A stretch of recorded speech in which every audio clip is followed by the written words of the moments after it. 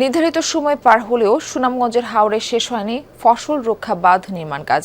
নীতিমালা অনুযায়ী ২৮ ফেব্রুয়ারির মধ্যে কাজ শেষ হওয়ার কথা থাকলেও অধিকাংশ জায়গায় এখনও শেষ হয়নি মাটি ফেলার কাজ। বাঁধের কাজে অনিয়ম, অব্যবস্থাপনা আর দুর্নীতিকে দুষছেন কৃষক নেতারা। দেরিতে বাঁধ নির্মাণ হলে বাঁধের স্থায়িত্ব নিয়েও প্রশ্ন তুলছেন তারা। ঝুঁকির মুখে ফসল নিয়ে শঙ্কায় কৃষক। সিলন টি রপ্তানিতে শীর্ষে। দিগন্ত বিস্তৃত ফসলের মাঠ, বাতাসে দোল খাচ্ছে কৃষকের স্বপ্ন। আর কদিন পরই হাওরের বুক জুড়ে থাকা ধান উঠবে কৃষকের গোলায়। তবে এর মাঝেও আছে ফসল হারানোর শঙ্কা।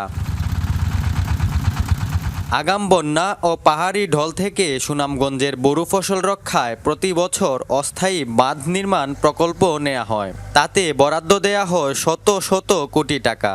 এবারও ব্যতিক্রম নয়। ২০২৫ সালের ১৫ই ডিসেম্বর শুরু হওয়া এই প্রকল্পের অধীনে ৭১৮টি বাঁধ নির্মাণে বরাদ্দ দেয়া হয়েছে ১৪৮ কোটি টাকা।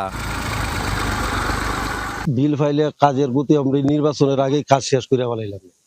বিল না ভাবাতে ওই টেকাদারও তো সবের টাকা দেয় না, ওই টাকা খুঁজতে খুঁজতে ওই কাজের আর কমে আইতেছে। তবে নীতিমালা অনুযায়ী ২৮ ফেব্রুয়ারির মধ্যে বাঁধের কাজ শেষ হওয়ার নির্দেশনা থাকলেও সম্পূর্ণ হয়নি একটি বাঁধের কাজও। হাওর ঘুরে দেখা যায় কোথাও কেবল শুরু হয়েছে মাটি ফেলার কাজ, এখনও বাকি কম্প্যাকশন, কার্পেটিং, ঘাস লাগানো সহ অন্যান্য আনুষঙ্গিক কাজ।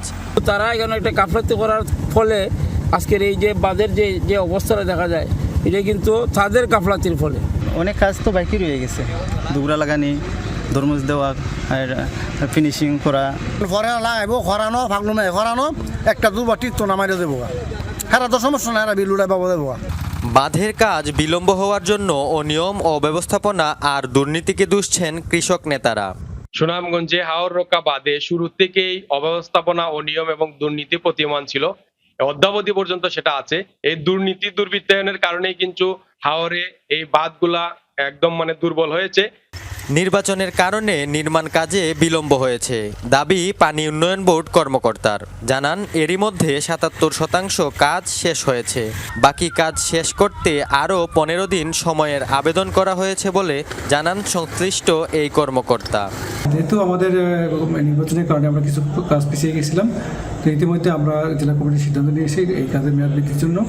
আমরা সেক্ষেত্রে আগামী ১৫ দিনের কাজের মেয়াদ বৃদ্ধির জন্য আবেদন করেছি।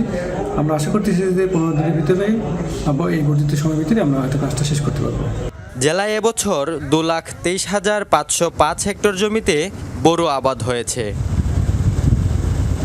সোহানুর রহমান সোহান, যমুনা নিউজ, সুনামগঞ্জ।